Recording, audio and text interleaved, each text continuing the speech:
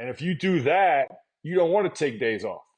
If I'm training my ass off all summer, I'm doing it to go perform. That's the only reason I'm doing it is to get on the stage. So there's no way I'm going to practice all summer and then take days off.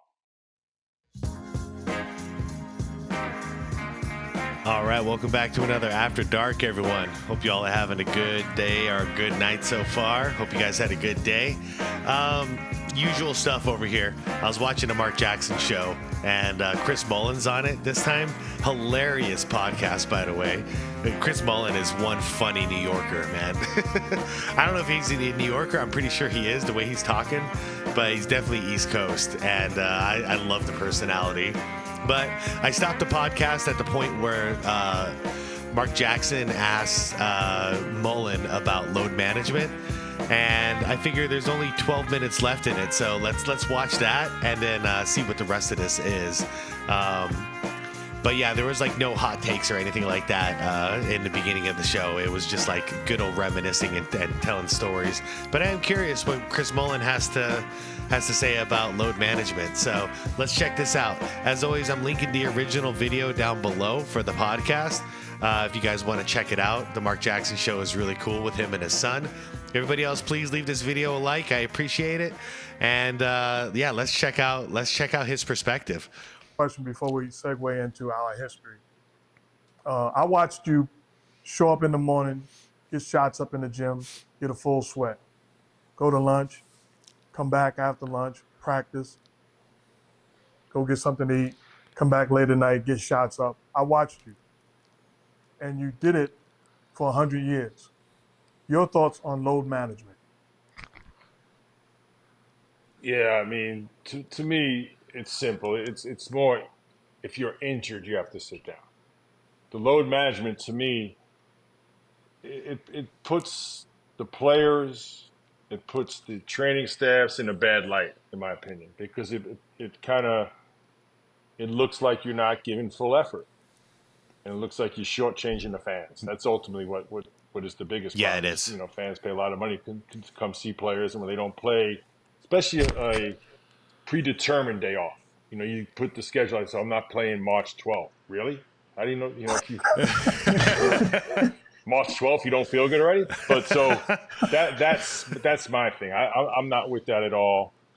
And Mark, again, getting back to the boxing analogy, we always train like we're going 15 rounds. Now, yeah, it'd be cool if we get a knockout in the first or whatever, but we trained harder than we played. That was the whole premise of practice and preparation and rehearsal.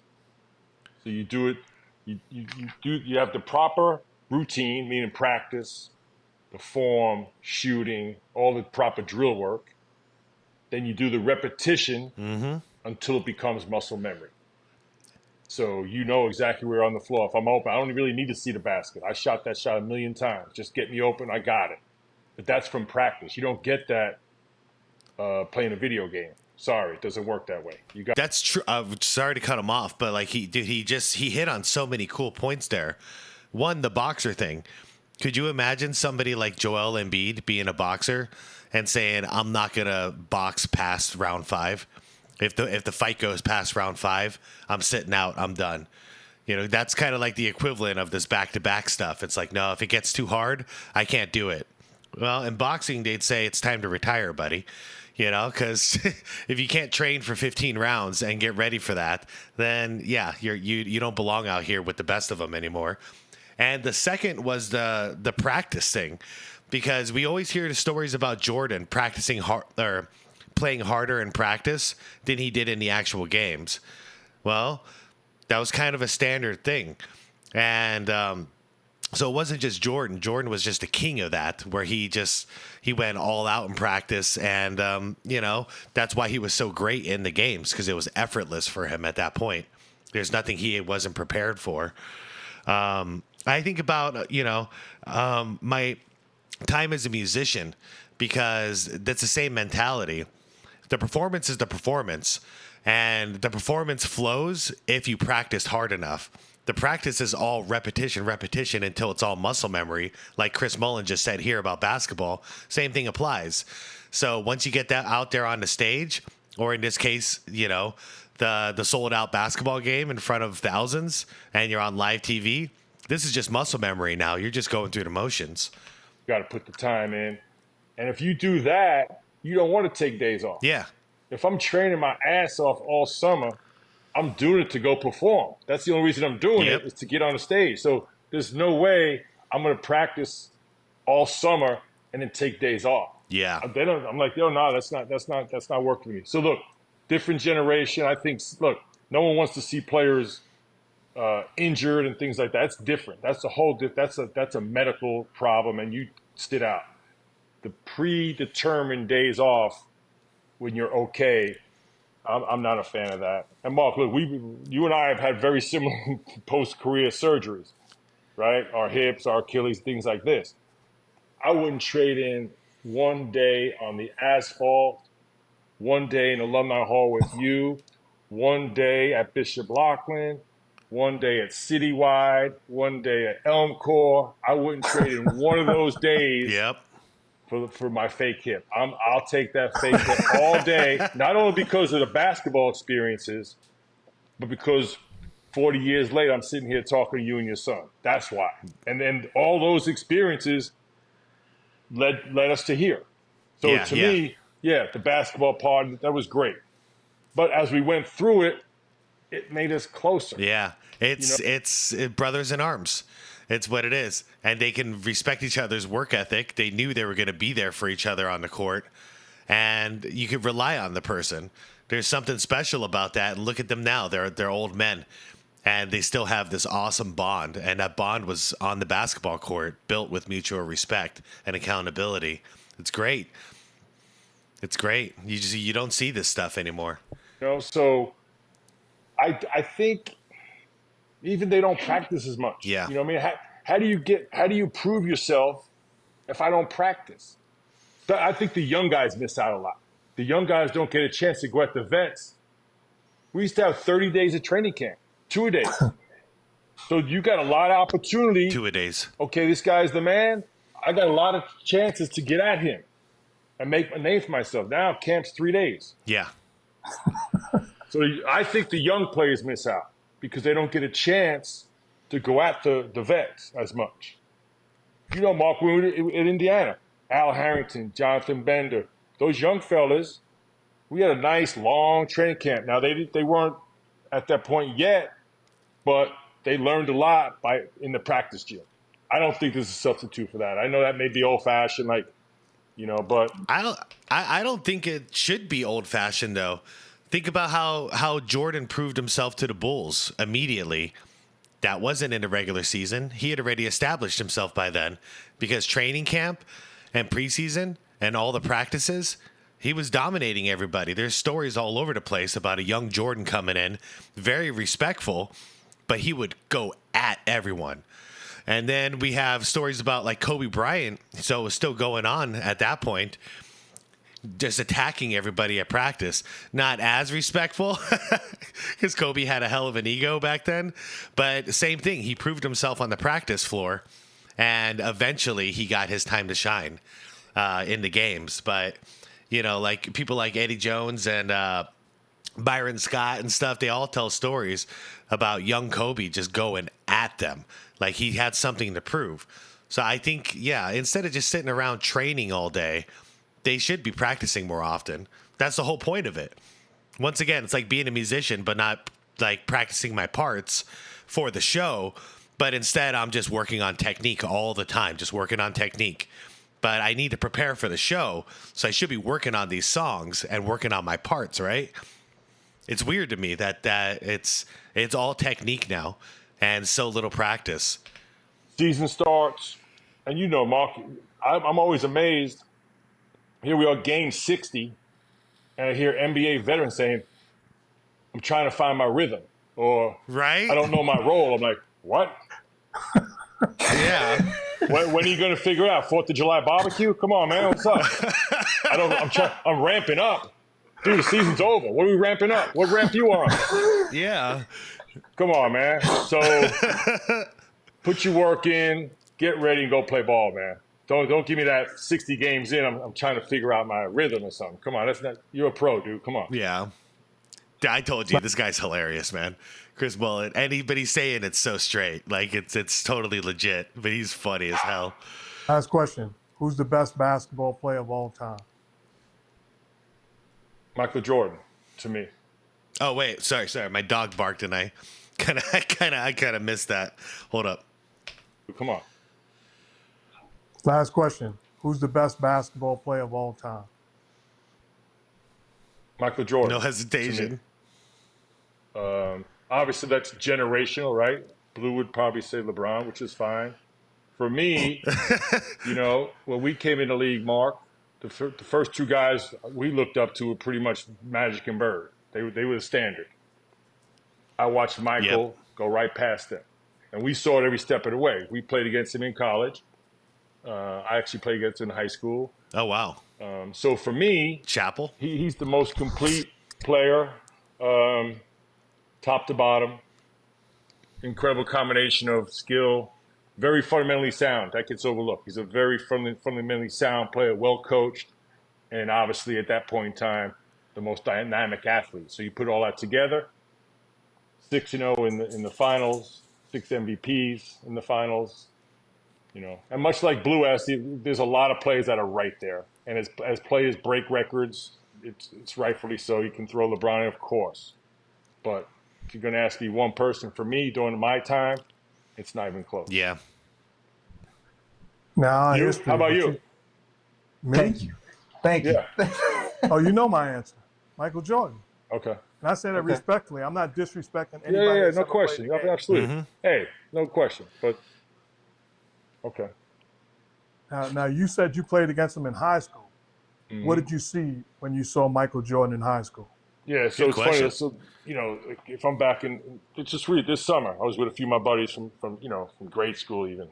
And we talk, and they go, I remember you came back from the McDonald's All-American game. You said you saw the best play you ever saw. Now, I don't remember saying it, but they're telling me, and they said, like 1983, when the Pan Am games, you came back, and I had played with and against a lot of great players in New York, Mark, growing up. We played with a lot of great players. Some that didn't make it were even better than guys that did make it. Okay, so that answers the question. He did grow up in New York then. I was going to say, you listen to him talk for 30 seconds and you hear that New York accent, thick as all hell right there. But they were saying, you kept saying this guy's so good. So the first thing I saw, I remember this. We were in Wichita, Kansas at the McDonald's All-American game. We had like one of those kind of fake practices. You show up but this dude was flying up and down the court. So the first thing I saw was just speed. I'm like, yo, dude, this is crazy. Like, it was 8 in the morning. We're like just kind of waking up. He was flying up and down the court and just nasty athleticism. Yeah. And then, so that, that was the McDonald's game. And then played against him in college. And now all of a sudden he's at North Carolina in his system, but still sticking out with his incredible cuts. Like Dean Smith was all those back cuts. You remember that offense he used to run? Catch a lob off a little back cut, but very team-oriented. I think he only averaged 16 or 18 points per game. But every game he did something was just like mind-boggling. Mm-hmm. But to me, when he really, really broke out was 84, that summer during the Olympics. We played eight pre-Olympic games against NBA players before we went to LA. Wait, I always forget. We act like it was one game, but did he say 8? I thought it was actually 4. We played 8. 8 games. So that's the college players with Michael Jordan on the team and some other notable great players who became greats on that team. But Michael Jordan was a standout against the NBA All-Stars. They played 8 games. And that's when Jordan was he was on TV and everybody was watching this kid and going, what the hell are we watching? Because he was beating the hell out of the All-Stars. And then, it wasn't a fluke because went on and won the gold medal, led the USA team to a gold medal. And that's when it was all college players back then. No pros allowed. Pre-Olympic games against NBA players before we went to LA. And this was not just NBA play. This was Magic, Isaiah, Bird, McHale, Sam. Everybody was showing up to these games. Walter Davis and Michael every single night. We went 8-0. and he was the best player on the floor. So that was before he got drafted. That's when everyone started to say, well, this guy is special. And then obviously the rest is kind of history. So they went 8-0. Yeah, okay. I thought it was 4 games and it went 4-0, but I'm definitely trusting Mullin on this one. 8-0. Imagine that. The greatest players in the world at that point in 84 going against these young bucks led by Michael Jordan, who hasn't even played one NBA game yet in his career. And Jordan's USA team wins 8 in a row against the best in the world. Yeah, you can tell it was only a matter of time before he passed Bird and Magic, like Mullin said. He met the standard, and he had that goal in mind from the very beginning. I want to be better than them. Actually, he said, I want to be in the same conversation as them, but then he blew right past it. So that level of excellence, I watched the whole thing kind of mature through his career. The passion, the desire, the competitiveness. But I think the one thing that's really overlooked is he's really fundamentally sound. Yeah. Incredible defender. Mark, when they beat you up in that game 7, but but at that point in time, Michael and Scotty happened to be the 2 best defensive players in the league, and Michael was leading the league in scoring. Yeah. And I mean, they would bring it through. They played incredibly hard defense on the perimeter. So yeah, so I say Michael. But look, Kareem gets overlooked. There's so many players that get overlooked, but in a way, it's a tribute to how many great players we've had. And like Lou, you said earlier, to me, it's the evolution of the game, right? Kobe watched Michael and tried to emulate, and then he set the bar. Now LeBron, he kind of watched Michael, Kobe, and Kareem and broke everyone's records. So that's the beautiful thing about the evolution of the game. They do take from the past. And what I love about LeBron James is not only his incredible, excellence and spectacular performance, he's a historian of the game. He has respect for the history of the game. He always shows respect. And what he's able to do this deep into his career is just a tribute to how well he takes care of himself, both on and off the floor. This guy's been an example of excellence, both on and off the floor. See, I'll disagree real quick. You guys know my take on this, but to say he respects the history of the game and the which means respecting the old players, I disagree with that the second that he called himself the greatest of all time. That's when he disrespected everybody. That was in 2016, and he's done it multiple times since then. When he was young LeBron, he talked about dudes like Bill Russell and Oscar Robinson and all kinds of cool stuff. Pete Maravich. He name dropped a lot of cool names, and I thought so too. I thought he was a historian of the game, and he is a historian of the game, but I thought he respected them more. And now it kind of turns out that was, I think he was just trying to get us to like him. You know what I mean? Because the real LeBron has come out over the last 8 years, and the real LeBron doesn't really respect any of them. He wants everyone to say that he's better than them. And I don't find that as a respectful thing to do. Just let it sit. And if history defines you as the greatest ever, like we have with Michael Jordan, then cool. But if it doesn't happen, it doesn't happen. But forcing the issue like he does by saying it himself, I don't respect that, because I don't feel like he's respecting any of the previous players. But no disrespect to Chris Mullin. That's his view. Can you imagine being in uniform with one of your sons? Crazy. Yeah, that would be crazy. Crazy. Baseball I have, right? Ken Griffey Jr. and Sr. did it. I think maybe a few, but yeah, it's crazy. It's amazing. History in the making. It's cool. Now let's I touch wouldn't on be passing to this dude. I would never get an assist. I would never get an assist if I was playing with my dad. I'm not passing to this. This dude argued with me. We played on a rec team together. Here I am, after my career, I'm just trying to get a workout in. He's like, "Go at him, Dad." I'm like, "Go at him, dude." Chilling. It's your turn. The dude was like 5'4". I'm like, "Yo, Pop, just post him up. You don't have to run. I'm gonna hit you on the post." He's like, "Nah, not today, son." Sit back and shoot jumpers, probably. Hey, but when you're old, you don't want to bump and grind in the post anymore, man. Man, That's it for part one, y'all. Shoot. Hope y'all enjoyed. Oh, there's Our a part special guest, 2. Chris Mullin, and y'all be prepared for part 2 because it's coming out real soon. Go ahead and don't forget to like, comment, and subscribe. We appreciate y'all. Hell yeah. Hell yeah, guys. Hell yeah, I love this podcast. I don't know what it is. The dynamic between father and son is just hilarious to me. I love it when they go at each other a little bit and throw some jabs because it's so cool. But yeah, I'm a big fan of this show so far. Part 2 with Chris Mullin. I'm definitely gonna listen to that on my own. And if I run into anything that's really, really cool, I'll stop it and I'll do a reaction for you guys. But definitely going to check it out by myself. Like I said, the original link to this video is down below in the description if you want to check it out.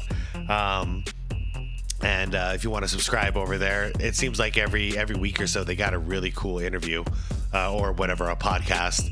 And they're long too. They're long, in-depth conversations. So if you're a historian of the game, I highly recommend it because it's not like controversial stuff that they're doing. They're just talking ball and talking history, and it's really cool. But so what do I think? What do I think about Chris Mullin's take? First of all, on the load management, I am dead on 1-to-1 with him. His analogies were perfect. Like, you're supposed to, if you love the game, that's the problem here. Is I don't think a lot of players actually love the game. They love the lifestyle. They love the money. They love the fame that comes with it and the power that comes with it. But if they actually love the game, like the players in the 80s and the 90s did, and hell, the early 2000s too, then they would want to play these games because that's what they practiced so hard for. That's what they prepared for. And they want to go and display their talents on the biggest stage. That's what sports is. You know, think about the Olympics. You train for 4 years. Train, prepare, just to get on that stage. You think anyone's going to be calling in sick or load managing during that time? Hell no. You know, if they gotta wait 4 more years if they miss this opportunity. So that's how it used to be in basketball too. And yeah, I think Chris Mullin's dead on. Like, why would you, unless it's for lack of love of the game, why would you miss the performance? People are paying for tickets to watch you perform. And you, if you've been preparing all year for this, why would you miss out on this chance to show everybody how good you are? About the GOAT debate, yeah, Jordan all day, every day. I like how he said it because he gave respect to LeBron and the new generation, but he was firm on his stance. It's MJ all day.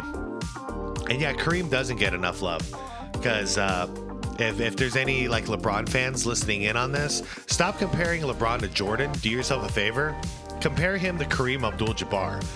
Their stats, their accolades are way more similar to each other. So Jordan's the final boss. And all these other dudes, they're fighting to get to the final boss. And LeBron is the only one who's still active. So compare him to Kareem. Because once he gets past Kareem, then there's more of a conversation about him versus Jordan. But until he gets past Kareem, you know, like you guys are skipping ahead there. So you think I'm crazy?